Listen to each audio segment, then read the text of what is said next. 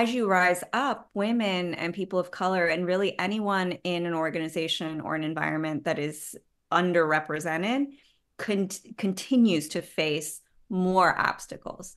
And so not only facing obstacles to get to that role, but once you're in that role, the amount of bias or unequal treatment, and sometimes it's very subtle, but it doesn't matter. It's very powerful and it adds up and it weighs you down.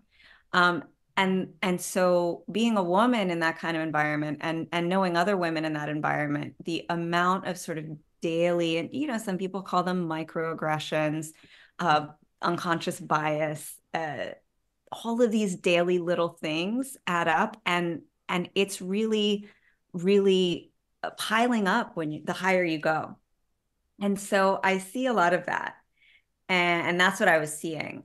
And, one anecdote I always talk about, which may seem silly, but it was very telling to me, was during the pandemic when everything went on Zoom.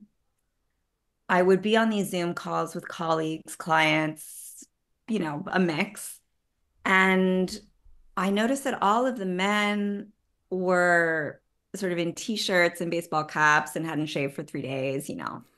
Okay, it's a pandemic. But all the females on the call were, makeup, hair done, dressed professionally. And that really struck me, because I thought about, why is this? And it's because we felt we had to, and we did have to. Because what I found out later through the research is, women and men, and, we're just going to generalize here and talk about two genders. So there's a whole range of gender identities that also face challenges, right? We are judged differently. We are held to different expectations.